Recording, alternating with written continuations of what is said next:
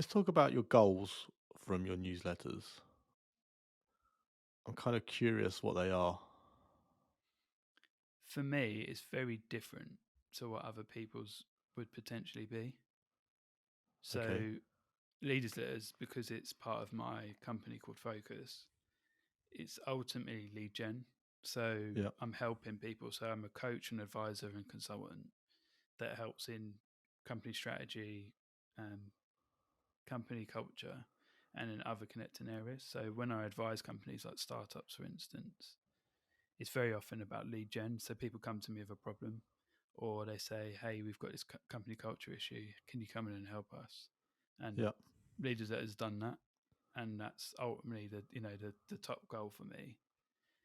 And whereas other people and newsletters, and if they're in a content team, would probably just look for sponsorship or traffic or Yeah. additional reads.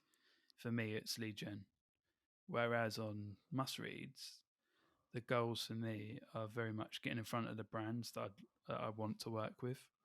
Okay. So I want to connect with, and that will connect well with my audience. So that that's some version of monetization, and I think that's one thing that we'll probably love to dive into. But for me, and the way that it works is, I can have sponsors that can sponsor placement, or I can sponsor, certain bespoke deals. Yeah. Or for me, like monetization can also mean that there could be a new platform that could help me gain more tips. So I get paid from the newsletter. People tip me, and Chris, thankfully, you've tipped me before. Um, and but it's a micro payment for me for people to say thank you.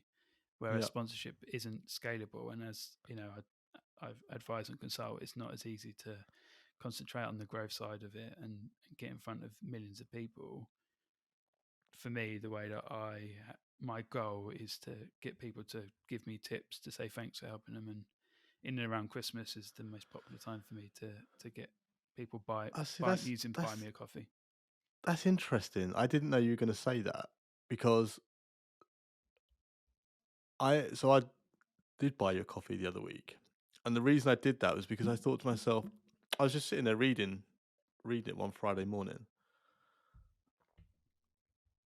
and the day before we'd been having a conversation, me and my wife, about magazines and stuff, and about how I used to like.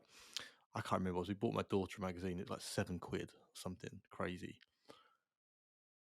And it went on this whole conversation about magazines. And then I was like you, I subscribe to a lot of newsletters, and I was trying to find a balance between why I feel like I can read a newsletter for free, but I would go and pay whatever for a magazine.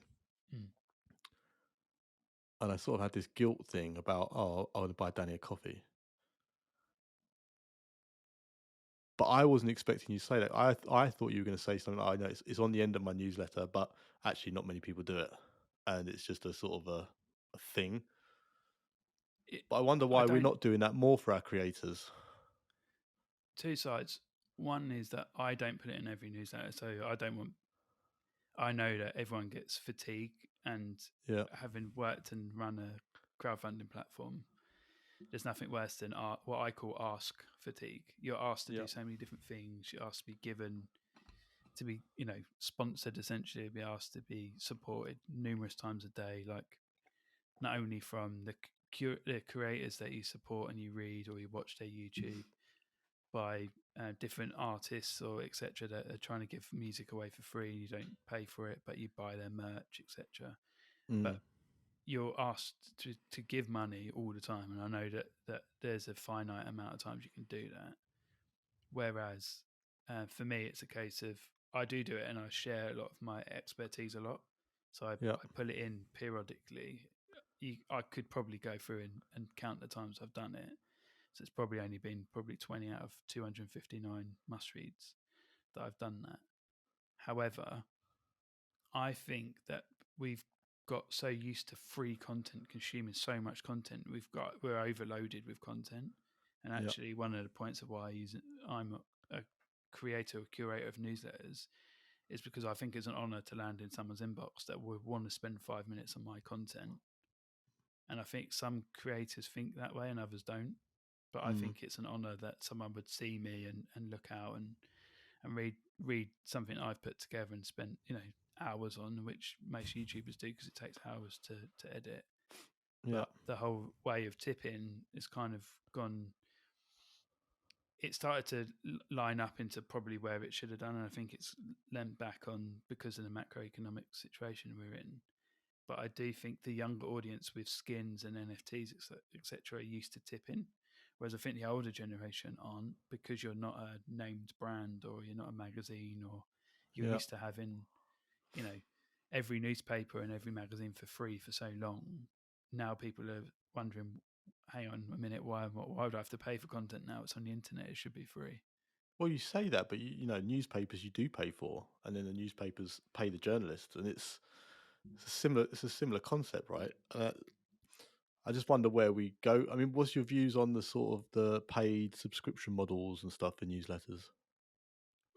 Personally, I think so. There are a load of different ways, right, to monetize your audience and monetize the Yeah. people that invest their time into you and connect to you. So for me, it makes perfect sense. You have to choose as a creator. You have to choose whether creating content is a free activity, it's a freemium activity, it's a premium activity, or more, right? Yeah. So you have to work out how you're going to monetize your audience in a way. So what most creators go through is, and having studied a lot, and I've got a load of tips if anyone wants them, and I probably share them towards the end. Is I think what a lot of creators have to go through is working out how to monetize and which one makes most sense and Yeah. how they can do it quickly. So, I've worked in on the pricing side in a few businesses and do consultancy on pricing. And funny enough, it's the hardest projects that you ever work on because you have to work out what you're worth. Yeah. And creators, if they say, for instance, it's £10 a month, that only works at scale. Whereas if only one of 100 will pay for it, that's only say £10 or $10. Yeah. So to make it worth your time or make it worth it, if it isn't a passion project, is really tough. And Yeah. I'm not advocating for you should pay for every piece of content, but there are really important pieces of content you should probably pay for, and that it's really difficult if you started out for free is to then monetize it, or if you've monetized it and then open something up for free. So the best model is the Ben Thompson Stratechery model, which has now been replicated on Substack and Beehive and a load of the platforms. But creators having to work out what they're worth, and if they're not bundled with something else, they then compete against Netflix. They compete against any of the streaming services for value. That's what I was just going to say. That should the owners be on the consumers of the content to actually put their hands in their pockets a bit more? Like, for example, I was just going to say the same thing you just said. Like, for instance, I will pay my Netflix bill every month. I will pay my uh, my Disney bill. I will pay my uh, whatever other subscription I've Sky got, Amazon Sports, Prime, BT Sports, yeah. Sky Sports, Virgin Media. And as much as it annoys me paying those bills, I do it without a second thought.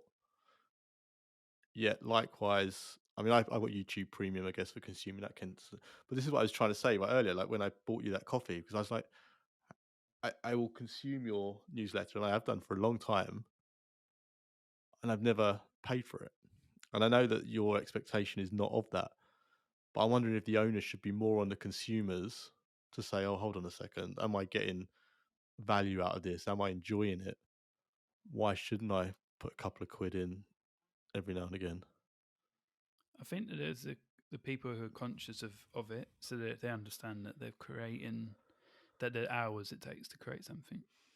And then there are people that receive in the format they receive it in. So whether it's YouTube, it's typically for free. On newsletters, it's typically for free. So I Yeah, think unless they've signed up and known that there's a price to be paid or like a value exchange, then most people think it's like a free service. yeah, So there's a whole school of thought about how you could optimize and pricing around it. And one of the schools of thought at the moment is bundling. So creators going in under a bundle, and then you paying slightly less than you would if they're all individual. but the value of that bundle is only as good as the value exchange, not the price that you paid at the value you get from it. And if you're not bundled with things that are either super relevant or completely tailored to your interests, it's very difficult for you to say that's worth that money.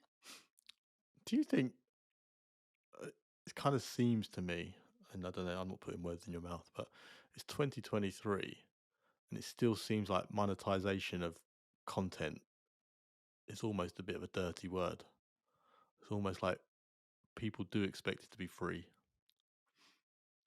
or Ev- or they'll moan about the amount of adverts that are put on it, or sponsorship, or I mean, you see it all the time, like on podcasts, and they're like, "Oh, sell out." I see it on social media often. It's like, well, hold on a second, like people have got to get paid, but it seems like it's strange that as the creator economy has grown so much, and at the point where it is now, is like the fact that monetization is still almost a bit of a taboo subject. yeah, this so the way that I see it is if you're people have been given the opportunity to use products, Facebook, LinkedIn, Instagram, TikTok, Yeah, etc., for free, but they don't realize they're the product. So they don't yeah, realize everything that you do is enhancing their product. And also they can charge based on you, so they could charge at targeting you. So I think there's still a bit of a misunderstanding of that value exchange yeah, because they are flooded with content and content that's relevant to you. So people are gobsmacked that TikTok get them within, I think their objective is 5 videos or 7 probably. I think it's 5, but yeah, it's the interest graph. It's the entertainment graph. So as soon as they can get what you're entertained by, they've hooked you in, and then they can then sell ads on top. I think the problem with creators and curators, especially creators that are publishing on YouTube and it's coming through email, they're used to that being free. So mm, the value exchange there is, well, it's coming on. It's on a free platform. Why should I be paying for it? So I think that the tipping model, tip jar model, is an interesting one because it can work for a lot of people. Other yeah, people monetize by merch, but you have to have a big audience to really sell. And then you have the other side of it, which is ads plus, which is they serve you ads within their newsletter, and yeah, then to remove them, you pay to basically remove the ads or be ad targeted. And then there's that full subscriptions, which are monthly or whatever.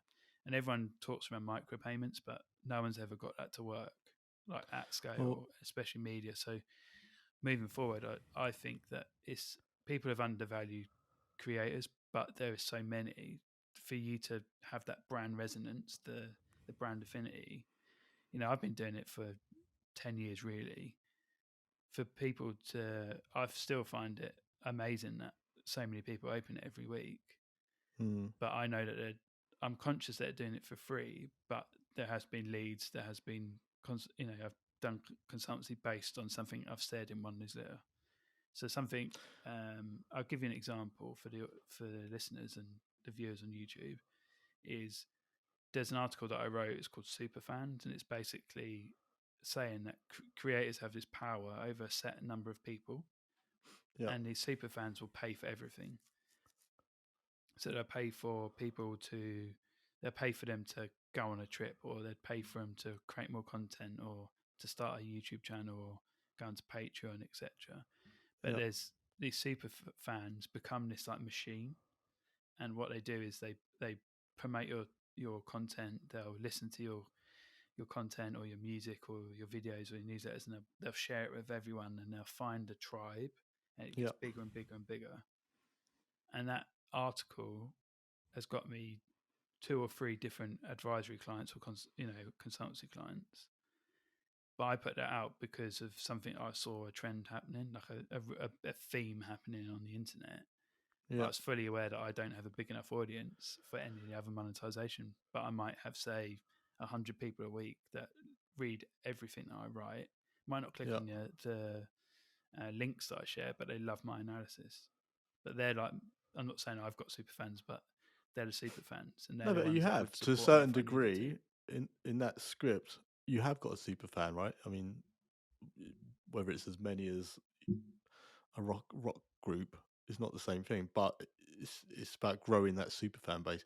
Was I think I've got it somewhere, but if not, make sure you give me the link to that, and I'll share it in the show notes so anyone can have a read.